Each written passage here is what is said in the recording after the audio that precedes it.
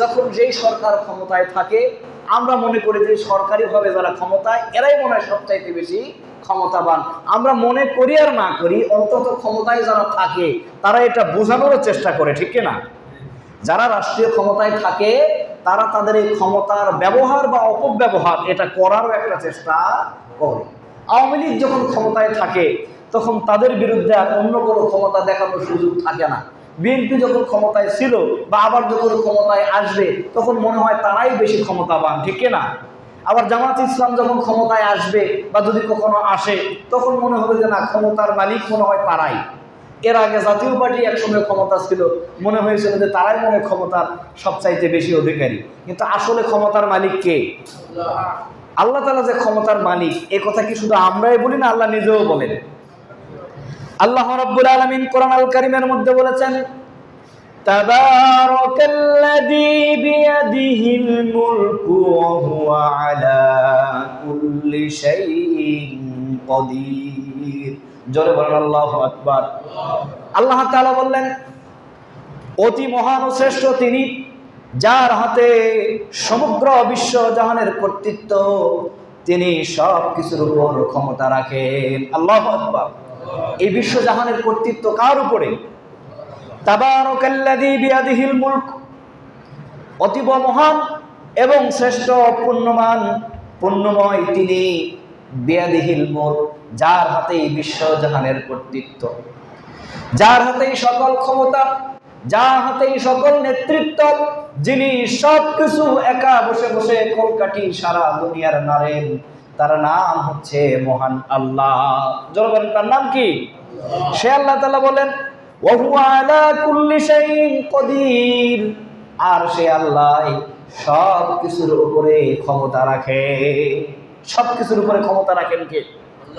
আল্লাহ রাব্বুল আলামিন পরের আয়াতে আবার বলছেন, এমনি এমনি আমি শুধু ক্ষমতাবান নয়, বলার জন্যই শুধু নয়, বরং আমি আল্লাহ যায় যে জন্য ক্ষমতার দাবি করি। তোমরা একটু খেয়াল করে শোনো। আল্লাহ রাব্বুল আলামিন বলছেন, আল্লাযী খালাকাল মাউতা ওয়াল হায়াতা লিয়াবলুয়াকুম আইয়ুকুম আহসানু আমালা। আমি আল্লাহ তাআলা মৃত্যু সৃষ্টি করেছি, জীবন সৃষ্টি করেছি। মৃত্যু এবং জীবন আমি তোমাদেরকে দিয়েছি এই জন্য পরীক্ষা করে দেখতে চাই তোমাদের মধ্যে কে উত্তম ভালো ভালো আমল করে। সুবহানাল্লাহ। তাহলে বেশি আমল দরকার না ভালো আমল দরকার? এটা সবাই বলেন, বেশি আমল না ভালো আমল? আইয়ুকুম আহসানু আমালা, আহসানু আমালা, উত্তম আমল, ভালো আমল, চমৎকার আমল, যে আমলটা আল্লাহ তাআলার কাছে বেশি গ্রহণযোগ্য। বেশি বেশি আমল নয়, বরং ভালো ভালো আমল দেখার জন্য আল্লাহ তাআলা আমাদেরকে মৃত্যু এবং জীবন দান করেছেন। আগে জীবন না আগে মৃত্যু? আমাদের স্বাভাবিক দৃষ্টিকোণ থেকে আমরা দেখতে পাই যে আগে জীবন আসলো, দুনিয়াতে আসলাম, এরপরে একটা সময় মৃত্যু হলো। কিন্তু আল্লাহ বললেন না, আল্লাযী খালাকাল মাউতা ওয়াল হায়াতা, আমি মৃত্যুর নিশ্চয়তা আগেই দিচ্ছি। আমি মৃত্যুর সৃষ্টি করেছি এবং জীবন সৃষ্টি করেছি। তার মানে জীবন যার আছে তার বেঁচে থাকার সুযোগ আছে। মরতে হবে কি হবে না? দুদিন আগে হোক আর পরে হোক, জীবন যার আছে তার মৃত্যু অবশ্যই হবে। এজন্য আল্লাহ তাআলা বলেন, আল্লাযী খালাকাল মাউতা ওয়াল হায়াতা লিয়াবলুয়াকুম আইয়ুকুম আহসানু আমালা, মৃত্যু এবং জীবন সৃষ্টি করেছি দেখার জন্য যে তোমাদের মধ্যে কে ভালো ভালো উত্তম আমল করে। আবার ভয় খাওয়ার দরকার নাই, কারণ আল্লাহ আয়াতের আরেক অংশে বলছেন, ওয়া হুয়াল আজিজুল গফুর, আল্লাহ যেমন পরাক্রমশালী, ওই আল্লাহ আবার সব চাইতে বড় ক্ষমাশীল। সুবহানাল্লাহ। আমাদেরকে সৃষ্টি করেছেন কে? তা আল্লাহ আমাদেরকে সৃষ্টি করেছেন আমরা যাতে বিপদে পড়ি, সেই জন্য নাকি আল্লাহ মুক্তির রাস্তা রেখে দিয়েছেন। এজন্য আল্লাহ তাআলা বললেন, ওয়া হুয়াল আজিজুল গফুর, তিনি মহা পরাক্রমশালী। আবার তিনি বলছেন, ওই আল্লাহ নিজেই সব চাইতে বড় ক্ষমাশীল। মানে অপরাধ ত্রুটি বিচ্যুতি আমাদের হবে, কিন্তু ক্ষমা করবেন কে? আল্লাহর কাছে ক্ষমা চাইলে আল্লাহ তাআলা আবার আমাদেরকে ক্ষমা করে দিবেন। পরে আল্লাহ তাআলা আবার বলছেন, আল্লাযী খালাকা সাবআ সামাওয়াতিন তিবাকা, তিনি স্তরে স্তরে সাজিয়ে 7টি আসমান তৈরি করেছেন। সাতটি আসমান আল্লাহ তাআলা তৈরি করেছেন, স্তর বাই স্তর সাজিয়েছেন, একটার উপরে আরেকটা, আরেকটার উপরে আরেকটা, তার উপরে আরেকটা। এই স্তরে স্তরে আল্লাহ তাআলা সাতটি আসমান সৃষ্টি করেছেন। বলেন সুবহানাল্লাহ। আল্লাহ পরে বলেন, মা তারা ফি খালকির রহমানি মিন তাফাউত, তুমি রহমানের সৃষ্টি করবে কোন প্রকার অসঙ্গতি দেখতে পাবে না। মা তারা, ওইদিকে তাকাও, ফি খালকির রহমান, রহমান যেটা সৃষ্টি করেছেন সেটার দিকে একটু তাকায় দেখো, মিন তাফাউত, এতে কোনো অসঙ্গতি পাবে, ভারসাম্য নাই, এরকম কোনো বিষয় এখানে পাওয়া যাবে না, কোনো ত্রুটি বিচ্যুতি এখানে পাওয়া যাবে না। কে ঘোষণা দিলেন? আল্লাহ নিজেই ঘোষণা দিচ্ছেন, মা তারা ফি খালকির রহমানি মিন তাফাউত, রহমানের সৃষ্টিকর্মের দিকে তাকাও, সেখানে তুমি কোনো অসঙ্গতি পাবে না। আবার আল্লাহ তাআলা বলছেন, ফারজিল বাসার হাল তারা মিন ফুতুর, আবার চোখ ফিরিয়ে দেখো কোনো ত্রুটি বিচ্যুতি কি তুমি দেখতে পাচ্ছ কিনা।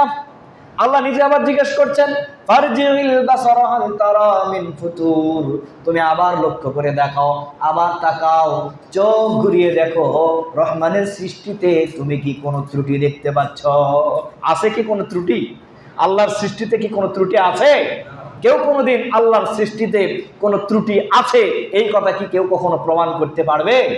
আমরা আলোচনার শেষ দিকে আল্লাহর সৃষ্টিতে ত্রুটি নাই এটার একটা দৃষ্টান্ত আমরা পেশ করার চেষ্টা করব ইনশাআল্লাহ।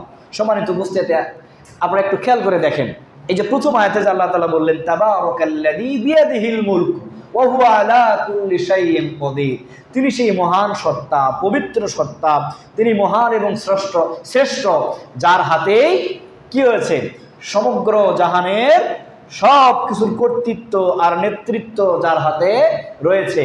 ওয়া হুয়া আলা কুল্লি শাইইন কাদির, যিনি সব কিছুর উপরে ক্ষমতাবান। এখন চিন্তা করে দেখেন, আমরা এটা কি বিশ্বাস করতে পারি যে সব কিছুর উপরে ক্ষমতাবান কে? সব কিছুর উপরে ক্ষমতাবান কে?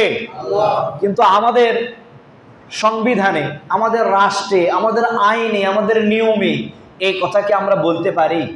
সংবিধানে কি লেখা আছে বলেন তো? সকল ক্ষমতার উৎস কে? সংবিধানে কি লেখা আছে? সকল ক্ষমতার উৎস জনগণ। বলেন না নাউজুবিল্লাহ। আপনারা অনেকে হয়তো জানেন, আবার কেউ কেউ হয়তো জানেন না। রাজনৈতিক দৃষ্টিকোণ থেকে আমার এই কথা নিবেন না। ইতিপূর্বে যে কয়েক দফায় বাংলাদেশ জামাত ইসলামের নিবন্ধন, ভোটাধিকার রাষ্ট্রীয়ভাবে বাতিল করা হয়েছে, এর মধ্যে এক নম্বর কারণ ছিল জামাত ইসলাম তার গঠনতন্ত্রে লিখে রেখেছে সকল ক্ষমতার মালিক আল্লাহ, আর রাষ্ট্রের সংবিধানে লেখা আছে সকল ক্ষমতার মালিক হচ্ছে জনগণ। এই দুইটার সাংঘর্ষিকতা দেখিয়ে রাষ্ট্র কয়েক দফায় জামাতকে তাদের রাজনৈতিক অধিকার, ভোটাধিকার কিংবা নিবন্ধন থেকে নিষিদ্ধ করেছে। কিন্তু মূলত সকল ক্ষমতার মালিক কে? জামাতকে নিষিদ্ধ করা তো উচিত নয়, বরং জামাতের ওই কথার উপরে বাকি দলীয় সংবিধানগুলো রচিত করা প্রয়োজন ছিল। রাষ্ট্রের সংবিধানটাও হওয়া উচিত ছিল যে সকল ক্ষমতার উৎস জনগণ নয়, বরং সকল ক্ষমতার উৎস আল্লাহ। এই যে ব্যাঘাত, এই যে চিন্তা চেতনা, আমাদের যে আল্লাহর সাথে, আল্লাহর আইনের সাথে, কোরআনের সাথে আমাদের মতাদর্শের যে একটা পার্থক্য, এই জায়গায় আমরা কি করেছি? আমরা ধরা খেয়ে বসে আছি। আল্লাহ রাব্বুল আলামিন এর জন্য বললেন, দুনিয়ার মানুষেরা শোনো, তোমাদের তো মনে হয় রাষ্ট্রীয় ক্ষমতায় যে যখন থাকে তাকেই তোমরা সবচাইতে বেশি ক্ষমতাবান মনে করো। যেই দল যখন ক্ষমতায় থাকে তাকেই তোমরা ক্ষমতাবান মনে করো। প্রেসিডেন্ট, রাষ্ট্রপতি আর প্রধানমন্ত্রী যারা হয় তাদেরকেই তোমরা বেশি ক্ষমতাবান মনে করো। রাষ্ট্রের সবচাইতে বেশি সম্পদশালী যেই লোকেরা হয় তাদেরকেই তোমরা ক্ষমতাবান মনে করো। অর্থবিত্তে যে বেশি বড় মনে হয় তাকেই ক্ষমতাবান মনে করো। দুনিয়ার বড় বড় রাষ্ট্রের প্রেসিডেন্ট যারা হয় তাদেরকেই তোমরা ক্ষমতাবান মনে করো। কিন্তু না, জেনে রাখো, দুনিয়ার কোনো ক্ষমতায় আমি আল্লাহর কাছে গ্রহণযোগ্য নয়, বরং সব ক্ষমতার মালিক আমি আল্লাহ। জোরে বলেন সুবহানাল্লাহ। আল্লাহ তাআলা জন্য বলেন, তাবারাকাল্লাযী বিয়াদিহিল মুলকু ওয়া হুয়া আলা কুল্লি শাইইন কাদির। জোরে বলেন আল্লাহু আকবার। আল্লাহ তাআলা বললেন, বান্দা, মহান, অতি মহান এবং শ্রেষ্ঠ সেই আল্লাহ যার হাতে বিশ্ব জাহানের সকল কর্তৃত্ব, যিনি সব চাইতে বেশি ক্ষমতার মালিক। আমরা যারা দুনিয়ায় নিজেদেরকে ক্ষমতার মালিক মনে করি, আমাদের আশেপাশে যদি একটা বড় ট্রাকের চাকা বাস্ট হয়, তখন কি আমাদের ক্ষমতা টিকে থাকে? ভয় লাগে না লাগে না? ট্রাকের চাকা তো দূরের কথা, ওই যে বৈদ্যুতিক ট্রান্সফরমার যখন বাস্ট হয়, তখন কি আমাদের ভয় লাগে না লাগে না? একটা ওই যে ভাউয়া ব্যাং বলে নাকি কোলা ব্যাং বলে, বড় ধরনের ব্যাং যখন খুব জোরে জোরে চিৎকার করে, না জানা অবস্থায় হুট করে পাশে থেকে যদি একটা চিৎকার দিয়ে ওঠে, ভয় লাগে না লাগে না? কেন ভয় লাগে? আপনি না জনগণ সকল ক্ষমতার মালিক? সকল ক্ষমতা যার আছে, নেতৃত্ব, কর্তৃত্ব, সবকিছু যার উপরে। এই সামান্য ট্রাকের চাকা বাস্ট হবে, ট্রান্সফরমার বাস্ট হবে, একটা ব্যাং লাফ দিবে, একটা সাপ এখানে বের হবে, আর সাথে সাথে চিৎকার দিয়ে আপনি সেখানে ভয় পাবেন। এটা তো হওয়ার কথা ছিল? আপনি যদি সব ক্ষমতার উৎস হন, তাহলে তো আপনার ভয় লাগার কথা। এই দুনিয়ায় আমরা তাদেরকে সবচাইতে বড় ক্ষমতাধর ব্যক্তি মনে করি। আমেরিকার প্রেসিডেন্ট যখন যা নির্বাচিত হয়, রাশিয়ার প্রেসিডেন্ট যখন নির্বাচিত হয়, ভারতের প্রেসিডেন্ট যখন নির্বাচিত হয়, চীন আর কোরিয়ার প্রেসিডেন্ট যখন নির্বাচিত হয়, দুনিয়ার সব মানুষরা মনে করে ওই লোকটাই মনে হয় দুনিয়ার সবচাইতে বেশি ক্ষমতাবান মনে করে, কি করে না? আজকের ডোনাল্ড ট্রাম্প যখন রাষ্ট্রীয় ক্ষমতায়, সকল মানুষ তখন চিন্তা করে দুনিয়ার সবচাইতে ক্ষমতাধর ব্যক্তি হচ্ছে এই ডোনাল্ড ট্রাম্প। অথচ আপনারা যারা ইন্টারনেট ঘাটেন, টিভি টেলিভিশন দেখেন, এই ডোনাল্ড ট্রাম্প একদিন বক্তৃতা দিচ্ছেন ডায়াসে দাঁড়িয়ে। বক্তৃতা দেওয়া অবস্থায় কিচ্ছু হয় নাই, কোনো শব্দ নয়, কোনো চিৎকার নয়, কোনো আক্রমণ নয়, কোনো হামলা নয়। শুধুমাত্র একজন ব্যক্তি পিছন দিক থেকে শুধু বলেছে আল্লাহু আকবার। কি বলেছে? সবাই বলেন, কি বলেছে? পৃথিবীর সবচাইতে ক্ষমতাধর ব্যক্তি, সবচাইতে শক্তিশালী রাষ্ট্রের প্রেসিডেন্ট বক্তৃতারত অবস্থায় তার বক্তৃতা দিচ্ছেন, জনগণকে আকৃষ্ট করছেন। একজন ব্যক্তি পিছন দিক থেকে শুধু বলেছে আল্লাহু আকবার। আল্লাহু আকবারের শব্দ শোনার সাথে সাথে ডোনাল্ড ট্রাম্প তার বক্তৃতার মঞ্চ ছেড়ে দিয়ে নিচের দিকে মাথা নিচু করে ভয়ে ভীত সন্ত্রস্ত হয়ে গেছে। বলেন ঠিক কিনা? তাহলে আমরা তো বলি পৃথিবীর সবচাইতে ক্ষমতাধর ব্যক্তি, আপনি গুগলে এখন লিখবেন সবচাইতে ক্ষমতাধর ব্যক্তি, 1 নম্বর পাওয়ারফুল ব্যক্তি, এই ধরনের শব্দ লিখে গুগলে সার্চ করবেন, দেখবেন সবার আগে চলে আসবে ডোনাল্ড ট্রাম্পের কথা। তো যেই ব্যক্তিকে আমরা সবচাইতে বেশি ক্ষমতাবান বলছি, এই ব্যক্তি যদি আল্লাহু আকবারের শব্দ শুনেই ভয় পেয়ে যায়, তাহলে কি সেই ব্যক্তি ক্ষমতার মালিক হতে পারে? একটা ব্যাং যদি লাফ দিয়ে ওঠে, চিৎকার করে, তাতেই যদি আমরা ভয় পেয়ে যাই, টায়ার বাস্ট হয়ে গেলে যদি আমরা ভয় পেয়ে যাই, বৈদ্যুতিক ট্রান্সফরমার বাস্ট হয়ে গেলে যদি আমরা ভয় পেয়ে যাই, বুঝতে হবে আমরা মানুষ কখনো ক্ষমতার মালিক নয়। একজন আছেন উপরে বসে, তামাম পৃথিবীর কলকাঠি যিনি নাড়েন, তিনি হচ্ছেন ক্ষমতার একমাত্র মালিক। বলেন ঠিক কিনা? ও আল্লাহ তাআলা ঘোষণা করে দিলেন, তাবারাকাল্লাযী বিয়াদিহিল মুলকু ওয়া হুয়া আলা কুল্লি শাইইন কাদির। অতি মহান ও শ্রেষ্ঠ সে আল্লাহ, যিনি বিশ্বজাহানের কর্তৃত্বের মালিক, ক্ষমতার মালিক, যার হাতেই পুরা ক্ষমতা এবং কর্তৃত্ব রয়েছে, যিনি এককভাবে ক্ষমতার মালিক। সূরা ইখলাসের মধ্যে আল্লাহ তাআলা বলেছেন, কুল হুয়াল্লাহু আহাদ, তিনি এক এবং অদ্বিতীয়, তার মুখাপেক্ষী কেউ নেই। আল্লাহুস সামাদ, তিনি কারোর মুখাপেক্ষী নন। লাম ইয়ালিদ ওয়া লাম ইউলাদ, তিনি কাউকে জন্ম দেন নাই, তাকেও কেউ জন্ম দেন নাই। ওয়ালাম ইয়াকুল্লাহু কুফুয়ান আহাদ। খেয়াল করে দেখেন তো, এই সূরা ইখলাস পাঠ করলে আল্লাহর পরিচয় পাওয়া যায় কি যায় না? তাহলে তামাম পৃথিবী পরিচালনা করার জন্য যার কোনো সাহায্য লাগে না, সহযোগিতা লাগে না, তিনি যদি ক্ষমতার মালিক না হন, সামান্য একটা রাষ্ট্র পরিচালনা করতে গিয়ে আমাদের সেনাবাহিনী লাগে, বিজিবি লাগে, পুলিশ বাহিনী লাগে, র্যাব লাগে, চিতা লাগে, কোবরা লাগে, কত ধরনের বাহিনী লাগে। এরপরেও দেখেন যতটুকু রাষ্ট্রের ক্ষমতা আমাদের কাছে আমরা নিয়ন্ত্রণে নিয়েছি, তারপরেও সঠিকভাবে এই রাষ্ট্র আমরা পরিচালনা করতে পারি না। বলেন ঠিক কিনা? অথচ আল্লাহ তাআলা কত নিরঙ্কুশ ভাবে, কত শক্তিশালী ভাবে, কোন বাহিনীর সাহায্য ছাড়াই নিজের কর্তৃত্ব আর নেতৃত্ব দিয়ে পুরো বিশ্বজাহান পরিচালনা করছেন। আবার তিনি নিজেই ঘোষণা করে দিচ্ছেন, কুল হুয়াল্লাহু আহাদ, বলো ও আল্লাহ তাআলা এক এবং একক, যার কোনো শরীক কোনো অংশীদার, কোনো কর্তৃত্ব, কোনো নেতৃত্ব, কোনো ক্ষমতার, কোনো কিছুর ভাগ আর কারোর তার কাছে কাউকে দিতে হয় লাগে? আল্লাহর কারোর সহযোগিতা লাগে? আমরা কি আল্লাহর সহযোগিতা ছাড়া চলতে পারি? কিন্তু আল্লাহ কি আমাদের কাছ থেকে কখনো সহযোগিতা চান?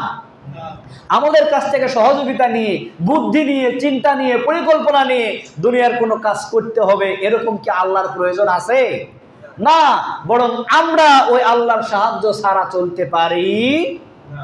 এই জন্য আল্লাহ তাআলা নিজের ক্ষমতা, নিজের অস্তিত্ব, নিজের কর্তৃত্ব আর নিজের নেতৃত্বের ঘোষণা দিয়ে বিশ্ববাসীকে সতর্ক করে দিলেন, না তোমরা ক্ষমতার বড়াই দেখায়ো না। আজকে তোমরা ক্ষমতার মসনদে আছো, চেয়ারে আছো, কালকে তুমি থাকবে না। আবার একজন এসে ক্ষমতায় বসবে, একদিন সেও থাকবে না। সুতরাং কেউ কখনো দুনিয়ার চেয়ারগুলোতে স্থায়ী হতে পারবে না। কিন্তু আল্লাহর চেয়ার কি কখনো পরিবর্তন হয়? 20 বছর আল্লাহ ক্ষমতায় থাকার পরে আবার আল্লাহ আরেকজনকে দায়িত্ব দিয়েছে, এরকম কি হয়েছে কিনা?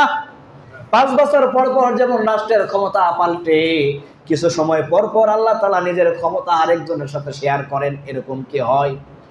কোনদিন হবেও না। কিয়ামত পর্যন্ত আল্লাহ তাআলা এক এবং একক থেকে যাবেন। বলেন আল্লাহু আকবার। ওয়া আল্লাহ তাআলা নিজের ক্ষমতা, নিজের কর্তৃত্ব আর নেতৃত্বের ঘোষণা দিয়ে বলেন, বান্দারে আমি যখন তোমাদেরকে জমিনে একটু ক্ষমতার অংশীদারিত্ব করে দেই, একটা রাষ্ট্র পরিচালনা করার জন্য যখন তোমাদেরকে সুযোগ করে দেই, পরিবার পরিচালনা করার জন্য, সমাজ পরিচালনা করার জন্য, রাষ্ট্র পরিচালনা করার জন্য, যেখানেই হোক যখন কোনো নেতৃত্বের সুযোগ আমি তোমাদেরকে দান করে দেই, তখন তোমাদেরকে 4টা কর্মসূচি পালন করতে হবে। জোরে বলেন কয়টা?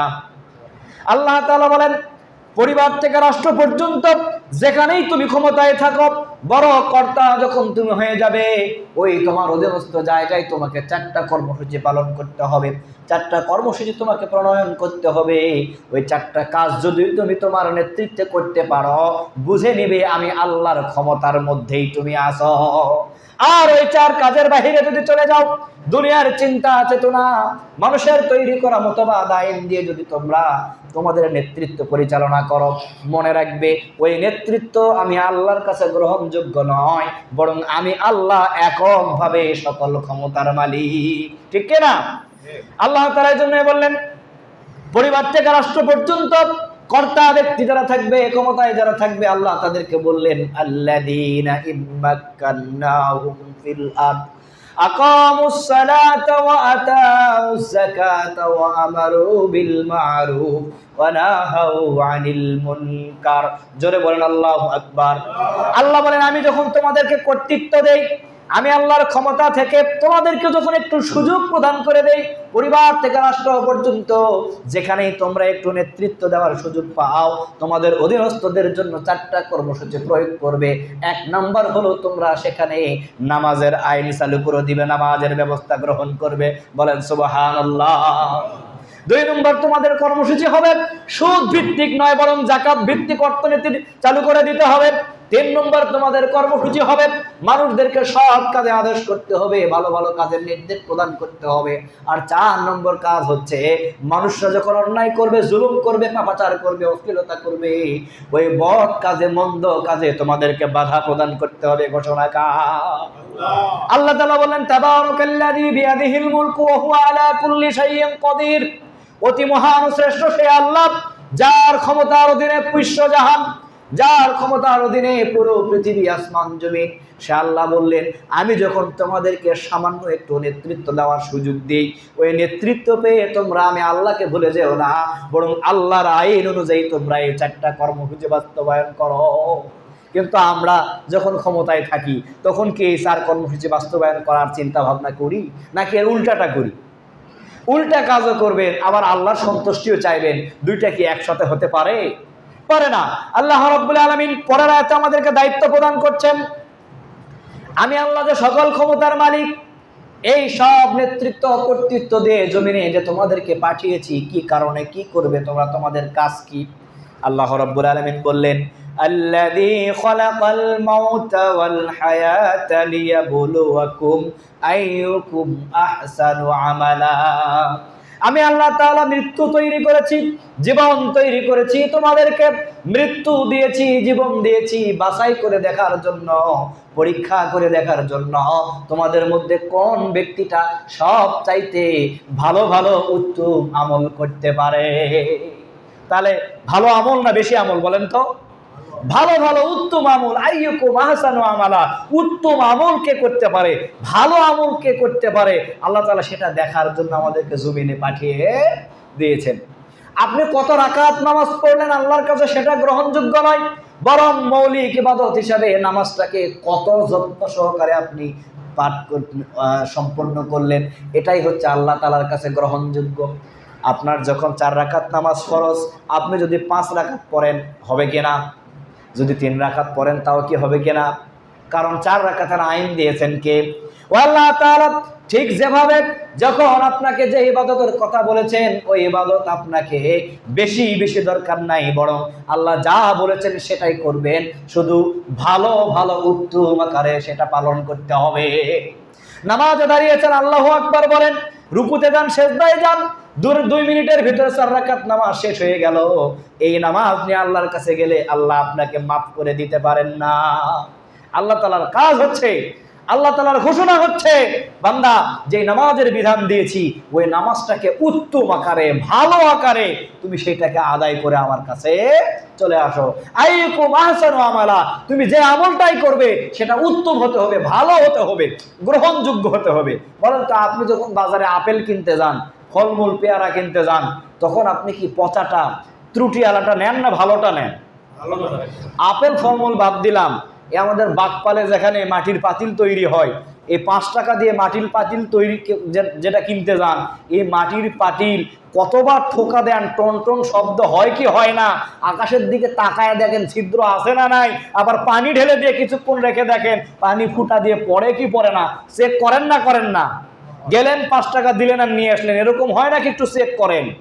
5 টাকার মাটির পাতিল আপনি কিনবেন, সেটা যদি এত চেক করা লাগে, বাজারে গিয়ে মাছ কিনবেন, মাছ পচা কিনা, গন্ধ হয়েছে না হয় না, শক্ত না নরম, লড়ে না, এত যাচাই যদি আপনার করার প্রয়োজন হয়, ও আল্লাহ তাআলা আপনাকে এত কষ্টে সৃষ্টি করে দুনিয়ায় পাঠিয়ে দিয়েছেন, আবার তার নিয়ামতে ভরা জান্নাতে নিয়ে যাবেন, আপনাকে একটু পরীক্ষা করে দেখবেন না এটা হতে পারে? আল্লাহ বলেছেন, আল্লাযী খালাকাল মাউতা ওয়াল হায়াতা লিয়াবলুয়াকুম আইয়ুকুম আহসানু আমালা, বান্দারে মৃত্যু দিয়েছি, জীবনও দিয়েছি, আমি তোমাদেরকে এই জন্যই দিয়েছি, জীবন মৃত্যুর মাঝখানের সময়টা কে তোমরা ভালো ভালো উত্তম আমল করতে পারো, আমি আল্লাহ সেটা তোমাদেরকে পরীক্ষা করে যাচাই করে দেখব। বলেন সুবহানাল্লাহ। আমলের দরকার তাহলে আছে না নাই? বেশি না ভালো?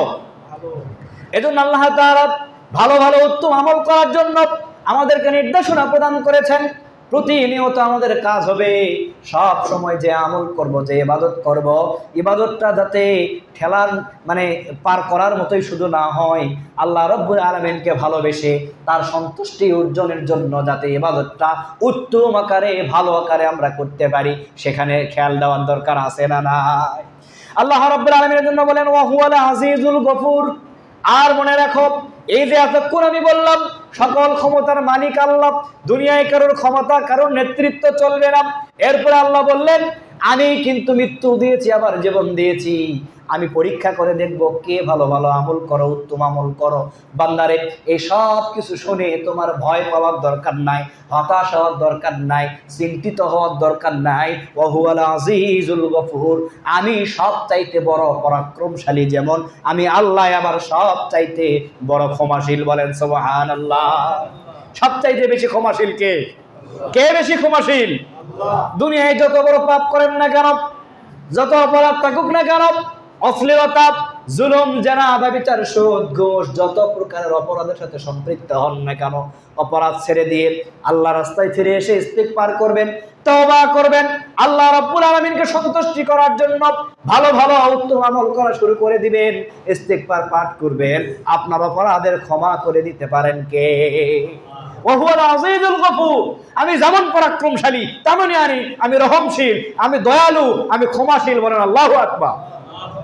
ওই আল্লাহ তাআলা আমাদেরকে ডেকে বলছেন, আল্লাযী খালাকা সাবআ সামাওয়াতিন তিবাকা, আমি আল্লাহ তাআলা এমনি এমনি সব ক্ষমতার মালিক নয়, আমি আল্লাহ এমনি আমার বরত্ব কর্তৃত্ব দেখাচ্ছি না। একটু তাকায় দেখো তো, এই 7 আসমান সৃষ্টি করেছেন কে? একটু জোরে বলেন, আসমান সৃষ্টি করেছেন কে? এই জমিন সৃষ্টি করেছেন কে? আমাদেরকে সৃষ্টি করেছেন কে? আল্লাহ রাব্বুল আলামিন বলেছেন, আল্লাযী খালাকা সাবআ সামাওয়াতিন তিবাকা। দেখো তো স্তরে স্তরে ওই 7 আসমানকে সৃষ্টি করেছেন কে? মা তারা ফি খালকির রহমানি মিন তাফাউদ। ওইদিকে একটু তাকায় দেখো, লক্ষ্য করে দেখো, খেয়াল করে দেখো তো, রহমান যে সৃষ্টিগুলো করেছেন, যে সৃষ্টিকর্ম আল্লাহর পক্ষ থেকে হয়েছে, ওই সৃষ্টিকর্মের মধ্যে কোনো খুঁত পাও কিনা, কোনো ত্রুটি আছে কিনা, কোনো সামঞ্জস্যহীনতা আছে কিনা, ওইদিকে একটু তাকায় দেখো, খেয়াল করে দেখো। একটু জোরে বলেন তো, আল্লাহর সৃষ্টিতে কি কোনো ত্রুটি আছে? কোনো খুঁত আছে? কোনো সামঞ্জস্যহীনতা কি আছে? আল্লাহ তাআলা এর জন্য ডেকে বললেন, মা তারা ফি খালকির রহমানি মিন তাফাউত। রহমানের সৃষ্টিকর্মের দিকে একটু তাকাও, দেখো তো তার মধ্যে কি কোনো সামঞ্জস্যহীনতা দেখতে পাও? আল্লাহ আবার বলছেন, ফারজিউল বাসারা হাল তারা মিন ফুতুর। আবার চোখ ফিরিয়ে দেখো, আবার এদিকে তাকাও, লক্ষ্য করো, আবার একটু গবেষণা করে দেখো তো, চোখটা ঘুরিয়ে দেখো তো, ফারজিউল বাসারা হাল তারা মিন ফুতুর। রহমানের সৃষ্টিতে কি কোনো ত্রুটি কি দেখতে পাচ্ছ? আছে কি কোনো ত্রুটি? এই রহমানের সৃষ্টিতে যে কোনো ত্রুটি নাই, এটা আমরা আলোচনা করি, আমরা বলার চেষ্টা করি, কিন্তু মাঝে মাঝে কিছু কিছু ক্ষেত্রে মনে হয় কিনা, না আল্লাহ এমনটা না করলেই পারতেন। এরকম চিন্তা মাথায় আসে না? আসে না? মাথায় কিন্তু এরকম চিন্তা আসে যে আল্লাহ তাআলা মনে হয় এই কাজটা এরকম না করলেই পারতেন, এটা মনে হয় এর চাইতে এরকম হলেই ভালো হতো। এরকম চিন্তা অনেক সময় মাথায় আসে, কিন্তু এই চিন্তা মাথায় আনার কি কোনো সুযোগ আছে? হাল তারা মিন ফুতুর। আল্লাহ নিজে জিজ্ঞেস করতেছেন, আবার দেখো, আবার দেখো, দেখো তো কোনো ত্রুটি, কোনো বিচ্যুতি, কোনো সামঞ্জস্যহীনতা আমার সৃষ্টির মধ্যে কি খুঁজে পাও? কোনো খুঁত আর কোনো ত্রুটি আল্লাহর সৃষ্টিতে নেই। ইতিহাসের মধ্যে পড়েছি, একজন দার্শনিকের কথা বর্ণনা করা হয়েছে, এভাবে কাল্পনিক হতে পারে। এভাবে বর্ণনা করা হচ্ছে, রাস্তা দিয়ে পথিক হেঁটে হেঁটে যাচ্ছেন, যাওয়ার পথে মনে হলো ক্লান্তি, একটু ক্লান্তি আসলো, বিশ্রাম করা মনে হয় জরুরি। এই চিন্তা করে পথিক তখন রাস্তার মধ্যে একটা বড় বট গাছের নিচে বিশ্রাম করার জন্য অবস্থান গ্রহণ করলেন। রাস্তায় ক্লান্ত হলে গাছের নিচে কি আমরা বসি না? রাস্তা দিয়ে হাঁটতে হাঁটতে যখন যায়, প্রচন্ড তাপমাত্রা, রোদ যখন থাকে, তখন কি রোদের মধ্যে দাঁড়িয়ে বিশ্রাম নেওয়া যায়? আমরা ওই রাস্তার মধ্যে তো বাড়িঘর খুঁজে পাওয়া যায় না, রাস্তার মধ্যে মাঝে মাঝে এই বড় বড় গাছ আছে না নাই? বিশ্রাম করার জন্য ক্লান্ত পথিক বড় একটা বটবৃক্ষের নিচে আশ্রয় গ্রহণ করলেন। সেখানে ঠেস দিয়ে হেলান দিয়ে কিছুক্ষণ অপেক্ষা করলেন। এই অপেক্ষা করতে, বিশ্রাম করতে করতে পথিকের মাথায় একটা চিন্তা আসলো, আরে এত বড় বট গাছ, বট গাছ ছোট না বড়? পথিক চিন্তা করলো, এত বড় বট গাছ, এত বড় বট গাছের মাত্র এতটুকু ফল, হাল তারা মিন ফুতুর। আল্লাহ তো বারবার জিজ্ঞাসা করছেন, দেখো তো কোনো ত্রুটি আছে কিনা আমার সৃষ্টিতে। পথিক চিন্তা করে দেখলো, আল্লাহ তাআলা আমাদেরকে জিজ্ঞেস করলেন আল্লাহর সৃষ্টিতে কোনো ত্রুটি আছে কিনা। পথিক মনে মনে চিন্তা করলো, এত বড় বট গাছের এতটুকু ফল, মনে হয় এটা আল্লাহর কাছে কি হয়েছে, মানে আল্লাহর এই সৃষ্টিটা মনে হয় একটু ত্রুটিওয়ালা হয়েছে। লাউ গাছ বড় না ছোট? সত্যি তো নেই, লাউ গাছের পেছানো ডাল চলে গেছে, শুধু এটা মাজা সোজা করে দাঁড়াতেও পারে, অথচ সে লাউ গাছের ফল কত বড় হয়, অনেক বড় বড়, লম্বা গুলো তো এত বড় বড় হয়, গোলগুলা যেগুলোকে আমাদের আঞ্চলিক ভাষায় কদু বলি, মিষ্টি কুমড়া কদু, ছোট হয় না বড় হয়, অনেক বড় বড় হয়। এখন পথিক চিন্তা করে দেখলো, লাউ গাছ যেটা দাঁড়াতেই পারে না, সেই লাউ গাছের মধ্যে এত বড় লাউ ধরে, এত বড় মিষ্টি কুমড়া আর কদু ধরে, আর এত বড় বট গাছ, এতটুকু বটের ফল, মনে হয় আল্লাহ তাআলার এই সৃষ্টিটা মানানসই হয় নাই। এই চিন্তা করতে করতে বটগাছের ওই বাতাসে ছায়াতে বিশ্রামরত অবস্থায় পথিকের ক্লান্ত অবস্থায় ঘুম ধরে গিয়েছে। পথিক যখন মাথাটা হেলান দিয়ে ঘুমের জগতে চলে গেল, কিছুক্ষণ পরে আল্লাহ রাব্বুল আলামিন বটগাছ থেকে একটা বটের ফল পথিকের নাকের ডগা বরাবর নিক্ষেপ করে দিলেন। বলেন সুবহানাল্লাহ। এখন উপর থেকে যখন বটগাছের একটা ফল নাকের উপরে পড়েছে, ব্যথা আছে না নাই? বরং এমন তো হতে পারে বটের ফল না হয়ে যদি আর একটু বড় হতো, নাক সহ মাথা মস্তিষ্ক ফেটে জমিনে বিধ্বস্ত হওয়ার সম্ভাবনা ছিল কি ছিল না? উপর থেকে যখন বটের ফলটা পথিকের মাথার উপরে পড়ে, নাকের উপরে পড়লো, সাথে সাথে পথিকের ঘুম ভেঙে গেল। পথিক গা ঝাড়া দিয়ে উঠে বসলেন, নাকে বারবার হাত বোলান, আর ব্যথা অনুভব করেন, আর চিন্তা করেন নাকের হাড়টা ভেঙে গেল কিনা। এই চিন্তা করতে করতে পথিকের মাথায় চিন্তা আসলো, কে রে, ঘুমানোর আগেই আমি কি ভাবলাম আর কি ঘটনায় ঘুম থেকে উঠলাম। আমি তো ঘুমানোর আগে ভেবেছিলাম আল্লাহর মনে হয় সৃষ্টিতে একটু ত্রুটি আছে, এত বড় বট গাছ তার এত ছোট ছোট ফল, আর লাউ গাছ যেটা দাঁড়াতেই পারে না সেই গাছের মধ্যে কত বড় বড় ফল। ঘুমানোর আগেই চিন্তা করলাম মনে হয় আল্লাহর সৃষ্টির মধ্যে ত্রুটি আছে। আর ঘুম থেকে ওই আল্লাহ এই কুদরতি গাছে, এই বট গাছের এই ফল আমার নাকের মাথায় পড়লো, আহত হলাম, ব্যথা পেলাম, সেই যন্ত্রণায় ঘুমটা ভেঙে গেল। আজ আমার কপাল ভালো, আল্লাহ বট গাছে ছোট ফল না দিয়ে যদি লাউ গাছের মতো লাউ বা কুমড়া বা কদু এইটা যদি বট গাছের উপরে থাকতো, আর ওটা যদি আমার নাকের উপরে পড়তো, বাঁচার কি কোনো সম্ভাবনা ছিল? পথিকের মাথায় তখন চিন্তা আসলো, না, কোনোভাবেই আল্লাহর সৃষ্টিতে কোনো ত্রুটি থাকতে পারে। হাল তারা মিন ফুতুর, আল্লাহ তো জিজ্ঞেস করলেন আবার দেখো দেখো তো কোনো ত্রুটি আছে কিনা। পথিক চিৎকার করে ঘোষণা করে দিলেন, না, আমাদের ক্ষুদ্র মাথায় ক্ষুদ্র মস্তিষ্কে মাঝে মাঝে মনে হতে পারে যে না, আল্লাহ যেটা করেছে এরকম নয়, এরকম হলেই ভালো হতে পারত, কিন্তু এই চিন্তা আমাদের ঠিক হতে পারে? বলেন, ওই বট গাছে যদি বড় ফল থাকতো, বট না পড়ে যদি বড় একটা মিষ্টি কুমড়া পড়তো, পথিকের অবস্থা কি ভালো থাকতো না খারাপ হতো? তাহলে এই পরিকল্পনার মালিক কে? এই বট গাছের ফল কতটুকু দরকার আর লাউ গাছের ফল কতটুকু দরকার সবচাইতে ভালো জানেন কে? সে আল্লাহ তাআলা শুরুর আয়াতে বললেন, তাবারাকাল্লাযী বিয়াদিহিল মুলকু ওয়া হুয়া আলা কুল্লি শাইইন কদির। অতি মহান এবং শ্রেষ্ঠ সে আল্লাহ, যার হাতেই বিশ্বজাহানের সব কর্তৃত্ব এবং সব কিছুর উপরে যিনি সব চাইতে ক্ষমতাবান। আল্লাহু আকবার। সবচাইতে সবকিছুর উপরে বিশ্বজাহানের কর্তৃত্ব আর নেতৃত্ব একজনের হাতেই নিয়ন্ত্রিত, তার নাম কি? ওই আল্লাহ তাআলা আমাদেরকে একটু সুস্থ শরীর দিয়েছেন, জ্ঞান দিয়েছেন, বুদ্ধি দিয়েছেন, বিবেক দিয়েছেন। ওই আল্লাহর রিজিক আমরা খাই, বন্টন করি, ভক্ষণ করি। আসমান থেকে আল্লাহ বৃষ্টি নাজিল করে জমিনের উর্বরতা বাড়ায় দেন, সেই জমিনে ফল ফসলাদি ফলি, সেই ফল ফসলাদি খাবার খায়, আর ওই আল্লাহর নামের বিরুদ্ধে স্লোগান দেয়, আছে না নাই? ওই আল্লাহর নবীর বিরুদ্ধে স্লোগান দেয় এরকম লোক আছে না নাই? যে আল্লাহর নামের, যে আল্লাহর রহমতের বরকত দিয়ে, রহমত দিয়ে, নিয়ামত দিয়ে, জমিনে বৃষ্টি দিয়ে ফল ফসলাদি উৎপন্ন করার শক্তি যে আল্লাহ তাআলা দিয়েছেন, ওই আল্লাহর রহমত থেকে, বরকত থেকে রুটি রিজিক গ্রহণ করি, খাই, ভক্ষণ করি, আর জমিনে বুকটা ফুলিয়ে চতুর্দিকে চলাচল আর উঠা বসা করি, আর ওই আল্লাহর নামের বিরুদ্ধে স্লোগান দেয়, আল্লাহর নবীর বিরুদ্ধে স্লোগান দেয়, আল্লাহর আন্দোলনের বিরুদ্ধে চলে যায়, আর আল্লাহর আইনের বিপক্ষে চলে যায়, মানব রচিত আইন কায়েম করার চেষ্টা করি। এই ধরনের লোক সমাজে আছে না নাই? কিন্তু ক্ষমতার মালিক কে? আজকে যারা আমরা আল্লাহর ক্ষমতার বাইরে গিয়ে নিজেদেরকে ক্ষমতাবান বলে মনে আবিষ্কার করছি, যারা ক্ষমতায় একবার বসলে চেয়ারটা ছাড়তে চায় না, যারা মানুষের অধিকারকে লুণ্ঠন করি, মানুষের উপর যারা জুলুম করি, মানুষের হককে যারা নষ্ট করে দিচ্ছি, তাকব্বরি মাতব্বরি করে আল্লাহ তাআলার ক্ষমতাকে অস্বীকার করে নিজেরাই যাদেরকে ক্ষমতার মালিক বলে, জনগণ সকল ক্ষমতার উৎস, এই বক্তব্য দিয়ে যারা নিজেদেরকে জাহির করতেছি, তাদেরকে ওই আল্লাহর মুখাপেক্ষী হওয়া লাগবে না লাগবে না? ওই দিন কি বাঁচা যাবে? ওই দিন বাঁচা যাবে। এই জন্য আলোচনা শেষ কথা হচ্ছে সূরাতুল মুলক থেকে আমরা কথা বললাম এতক্ষণ। আল্লাহ রাসূল সাল্লাল্লাহু আলাইহি ওয়াসাল্লাম বলেছেন, কোন ব্যক্তি যদি সূরাতুল মুলক নিয়মিত তেলাওয়াত করে, আল্লাহ রাব্বুল আলামিনের কাছে কবরের জিন্দেগিতে বিচারের সময়টাতে সূরাতুল মুলক ওই ব্যক্তির জন্য সুপারিশ করে তাকে জান্নাতে নিয়ে যাবে। বলেন সুবহানাল্লাহ।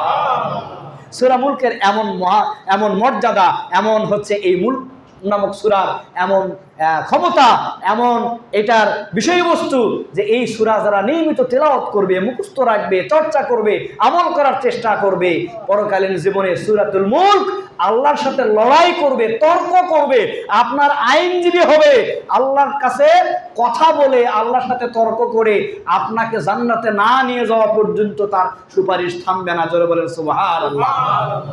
তাহলে এই সূরার দাম কম না বেশি? তো সূরাটা মুখস্থ করে প্রতিনিয়ত আমাদের আমল করার দরকার আছে না নাই?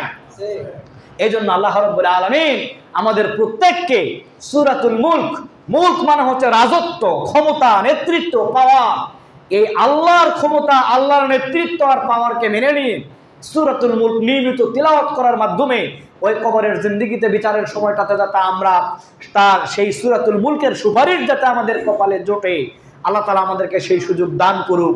সকলে বলি আমিন।